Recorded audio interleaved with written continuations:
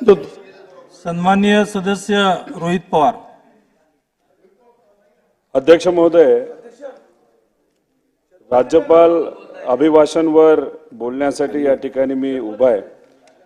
अध्यक्ष महोदय, राज्यपाल महोदय बोलत असताना त्यांनी 1 रुपयामध्ये शेतकऱ्याला विमा दिला याच्याबद्दल त्यांनी वक्तव्य केलं आणि त्यांनी त्यांच्या भाषणामध्ये उल्लेख केला।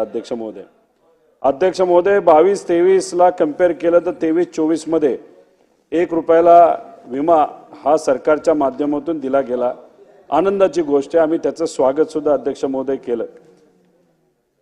जो आकडा शेतकऱ्यांचा 22-23 मध्ये होता तो 23-24 मध्ये तो डबल झाला। क्षेत्र सुद्धा त्या ठिकाणी अध्यक्ष महोदय वाढलं। अध्यक्ष महोदय, पण 23-24 मध्ये सरकारकडनं विमा कंपन्याला जो हप्ता दिला गेला तो कुठेतरी 4600 कोटीच्या आसपास होता आणि पीक विमा शेतकऱ्याला किती रुपयाचा मिळाला तर 3800 कोटीच्या आसपास तो पीक विमा त्या ठिकाणी मिळाला। अध्यक्ष महोदय, आम्ही आकडेवारी त्या ठिकाणी बघत होतो। 1 रुपयाला विमा शेतकऱ्याला दिला खरा, पण विमा कंपनीला हप्ता किती दिला याचा आकडा बघितल्यानंतर अध्यक्ष महोदय तो आकडा होता 10,000 कोटीच्या आसपास आणि शेतकऱ्याला किती रुपये त्यातून मिळाले तर 3244 कोटी। अध्यक्ष महोदय, हे आकडे आम्ही म्हणत नाही, पण या सरकारने दिलेल्या आकडेवारी अनुसार त्या ठिकाणी बोलतोय। तर अध्यक्ष महोदय, यंदा दुष्काळ होता महाराष्ट्रामध्ये, अनेक जिल्ह्यांमध्ये दुष्काळ असताना सुद्धा तिथे असणारे जे शेतकऱ्याकडे पीक होतं ते हातातून गेल्यानंतर अध्यक्ष महोदय फक्त 32% विम्याची रक्कम त्या ठिकाणी शेतकऱ्याला मिळाली। तर अध्यक्ष महोदय, राहिलेले 6-6.5 हजार कोटी रुपये गेले कुठे? अध्यक्ष महोदय, आमचा प्रश्न एवढाच आहे की जर विमा आपण शासनाकडनं त्या ठिकाणी शेतकऱ्याला दिला जात असेल तर पूर्णपणे मदत शेतकऱ्याला होणं पण तितकंच महत्वाचं आहे। आत्ताशी माझ्या मतदारसंघामध्ये ते सुद्धा एका तालुक्यामध्ये मदत पोहोचली, दुसऱ्या तालुक्यामध्ये पुढच्या 8-10 दिवसामध्ये मदत होणार आहे, पण त्यासाठी आम्हाला मुख्यमंत्री साहेबांना भेटायला लागलं। अधिवेशनामध्ये 2दा मुद्दे मांडले, विविध मंत्र्यांना भेटलो, अधिकाऱ्यांना भेटलो, विमा कंपनीला भेटलो, त्यानंतर आता कुठेतरी वर्षानंतर तिथं कुठे शेतकऱ्याला मदत सुरू झाली। अध्यक्ष महोदय, पेपरमध्ये वाचलं कुठेतरी 72 रुपये 74 रुपये, म्हणजे कुठेतरी थट्टा या शेतकऱ्याची तिथं केली गेली। अध्यक्ष महोदय, त्यामुळे विमा देत असताना विमा वेळेवर मिळाला पाहिजे। अध्यक्ष महोदय, सप्टेंबर महिन्यामध्ये त्या ठिकाणी जर दुष्काळ जाहीर झाला असेल तर एका महिन्यामध्येच शेतकऱ्याच्या खात्यामध्ये 25% ॲडव्हान्स विम्याची रक्कम मिळायला पाहिजे होती, जी मिळाली नाही। तर अध्यक्ष महोदय, सरकारकडनं या बाबतीत सुद्धा खरं तर लक्ष देण्याची जरूरत आहे। भाषण करत असताना 1 रुपयात विमा दिला हे आपण म्हणतो, पण मदत कधी मिळते हे पण तितकंच महत्वाचं। वेळेवर मदत जर शेतकऱ्याला मिळणार नसेल तर त्याला व्याजावर पैसे घ्यावे लागतात आणि 5% महिन्याला व्याज देत 3% महिन्याला ते शेतकऱ्याला अध्यक्ष महोदय परवडत नाही। आणि 1 रुपया आपण म्हणतो खरं, आता सुद्धा 1 रुपयाला विमा हा दिला गेला, पण आता 300 ते 400 रुपये शेतकऱ्याला मोजावे लागतात। झेरॉक्स पासून बऱ्याच काही खर्च त्या ठिकाणी असतात। अध्यक्ष महोदय, मी माझ्या मतदारसंघामध्ये 40,000 शेतकऱ्याला स्वतः व्यक्तिगत आणि कार्यकर्ते, पदाधिकारी आणि ऑफिस स्टाफच्या माध्यमातून तिथं मदत केली, त्यामुळे हे आकडे आम्हाला माहिती आहे। त्यामुळे शासनाने त्या बाबतीत कुठेतरी लक्ष देऊन कुठेतरी खरीच काय खर्च येतो शेतकऱ्याला याच्यावर लक्ष देण्याची अध्यक्ष महोदय जरूरत आहे। अध्यक्ष महोदय, याच्यामध्ये आपण भाषणामध्ये इंडस्ट्री बद्दल बोललं गेलं, प्रगती होती हे त्या ठिकाणी सांगण्यात आलं। अध्यक्ष महोदय, आता जे ग्रॅज्युएट आहेत त्या ग्रॅज्युएट जे कोणी डिग्री घेतात त्याच्यामध्ये 42% ग्रॅज्युएटला आज नोकरी मिळत नाही आणि त्याच्यामध्ये 83% हे युवा आहेत। खरं तर याच्यावर धोरण करण्याची जरूरत आहे। अध्यक्ष महोदय, याच्यासाठी आपल्याला काय करता येईल, नवीन इंडस्ट्री कशी आणता येईल, MIDC नवीन वेगवेगळ्या तालुक्यांमध्ये कशी देता येईल याच्यावर खऱ्या अर्थाने धोरण बनवण्याची जरूरत आहे। अध्यक्ष महोदय, आपण जर बघितलं याच्या आधी आम्ही छोट्या छोट्या शहरांमध्ये जसं की नागपूर असेल, नगर असेल, कोल्हापूर असेल, सोलापूर असेल, नाशिक असेल, नवी मुंबई असेल, याच्यामध्ये कुठेतरी IT कंपन्या आल्या पाहिजे यासाठी धोरण बनवण्यासाठी सरकारला विनंती केली होती। अध्यक्ष महोदय, धोरण बनवलं, पण ते धोरण छोट्या शहरांसाठी त्या ठिकाणी नव्हतं, ते मोठ्या शहरांसाठी होतं। त्याच्यामध्ये कुठेतरी बदल करून IT कंपनी छोट्या शहरांमध्ये आल्या तर मुंबई पुण्यामध्ये येणारा जो काही लोंढा आहे युवांचा तो कुठेतरी अध्यक्ष महोदय कमी होईल। अध्यक्ष महोदय, हिंदू रिपोर्ट ते पेपर आहे त्याचा एक अभ्यास त्या ठिकाणी बघत होतो, गेल्या 5 वर्षामध्ये पगारामध्ये 37% वाढ झाली, पण जेवणाची थाळी जर बघितली त्याच्यामध्ये 65% वाढ झाली.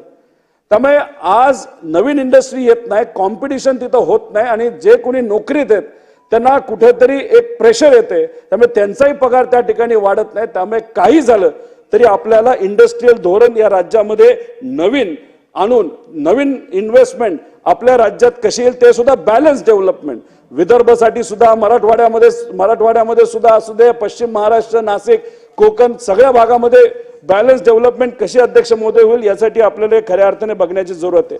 1 ट्रिलियन इकॉनॉमी बद्दल गव्हर्नर साहेब पण बोललेत, मुख्यमंत्री साहेब बोलले, उपमुख्यमंत्री साहेब बोललेत, पण काही दिवसांपूर्वी जो काय आकडा आपल्याला या राज्याच्या ग्रोथचा आलाय त्यामध्ये 7.5% दाखवलं. अध्यक्ष महोदय 2016ला देवेंद्र फडणवीस साहेब मॅग्नेटिक महाराष्ट्रामध्ये काय म्हणले होते, 2025 पर्यंत आम्ही $1 ट्रिलियन इकॉनॉमी करू. अध्यक्ष महोदय तेव्हा डॉलरचा रेट 65 होता, तो 80 वर गेला. म्हणजे 65 लाख कोटी रुपयाची उलाढाल करण्यासाठी नाही तर GDP करण्यासाठी त्यांना त्या ठिकाणी 25 पर्यंत वेळ हवा होता. आता डॉलर गेला 80 वर, म्हणजे 80 लाखावर आपल्याला जायचंय आणि 7.5% आपण गेलो तर 15 वर्ष आपल्याला लागणार. अध्यक्ष महोदय आपली ग्रोथ रेट ही 14% आसपास असेल तरच कुठेतरी आपण त्याच्यामध्ये पुढे जाऊ शकतो. अध्यक्ष महोदय आत्ताच ठरले आपण वाढवू शकतो. 5-10 मिनिटं द्या अध्यक्ष महोदय, 5-10 मिनिटं झालं. अध्यक्ष महोदय अॅन्युअल सर्वे जो ASIने तिथं केला, देशात 20% फॅक्टऱ्या बंद पडल्यात आणि महाराष्ट्रामध्ये 23% फॅक्टऱ्या बंद केल्यात. तर त्याच्यामध्ये कुठेतरी आता आमची नवीन MIDC तर मंजूर होत नाही, त्यासाठी आम्ही प्रयत्न करतोय, पण इंडस्ट्री जी कुठली महाराष्ट्रात आहे ती बंद पडते याच्यावर कुठेतरी मंत्री महोदयांनी अभ्यास करण्याची अध्यक्ष महोदय जरूरत आहे. अध्यक्ष महोदय माझ्या मतदारसंघामध्ये जामखेड शहर असेल, खर्डा असेल, बांबोरा असेल, मिरजगाव असेल, पाटेवाडी असेल, ठेरवडी असेल, इथं आम्ही पाठपुरावा करून मुख्यमंत्री सौर कृषी योजना तिथं मंजूर केलेली. आत्ताशिक टेंडर झालं, ते कधी लावणार, कधी शेतकऱ्याला दिवसा वीज मिळणार, त्यामुळे सरकारच्या माध्यमातून त्याला कुठेतरी जलद गतीवर आपल्याला काय गोष्टी करता येईल का याचा खऱ्या अर्थाने विचार करण्याची जरूरत आहे. अध्यक्ष महोदय सिंगल फेज डीपीला पैसा नाही, आमदार निधी आम्हाला वापरावा लागतो. DPDC मध्ये सुद्धा गेले 3 वर्ष त्याला निधी दिला गेला नाही. आता सिंगल फेज जर आपल्याला देता येत नसेल तर तिथं असणाऱ्या लोकांना आपल्याला लाईट कशी देता येईल, तसंच 3 फेजची अध्यक्ष महोदय अडचण आहे. त्याच्याच बरोबर अध्यक्ष महोदय दुष्काळ निधी सुद्धा अजूनपर्यंत शेतकऱ्याला तिथं मिळालेला नाही. पहिल्या यादीमध्ये 41 तालुके होते, 12 जिल्हे वगळले होते, त्यात नगर जिल्हा वगळला होता, त्यात माझा सुद्धा मतदारसंघ अध्यक्ष महोदय येतो.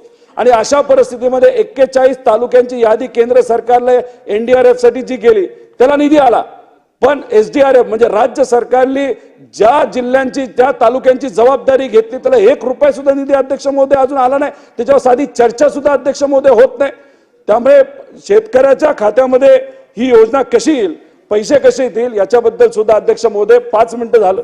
अध्यक्ष महोदय याच्यामध्ये अजून एक महत्वाचा मुद्दा, महिलांबद्दल आपण बोललो, बाल संगोपन योजना ही आणली गेली होती. अध्यक्ष महोदय 9 महिने झाले त्याला तिथं सरकारकडनं पैसे दिले गेले नाही. घरकुलच्या बाबतीत सुद्धा आता वाढती महागाई जर बघितली तर आपल्याला परवडत नाही.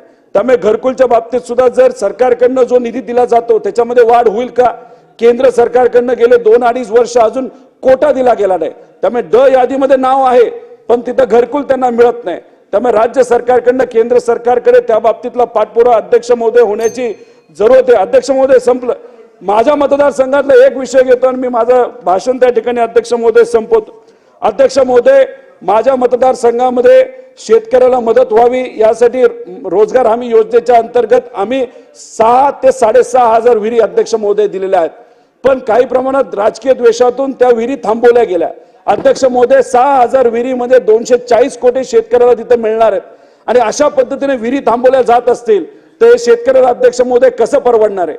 आज जर माझ्या या राज्यात नाशिक विभागामध्ये बघितलं तर माझा मतदारसंघ कर्जत आणि जामखेड हे 1-2 नंबरला रोजगार हमी योजनेच्या अंतर्गत अतिरिक्त निधी त्या ठिकाणी कसा येईल यासाठी आम्ही प्रयत्न केला.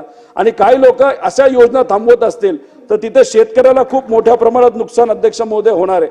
तसंच जलजीवनच्या बाबतीत आहे, त्याच्यामध्ये काही योजना आहेत, त्याच्यामध्ये अतिरिक्त निधी देण्याची जरूरत आहे, आम्ही पाठपुरावा करतोय.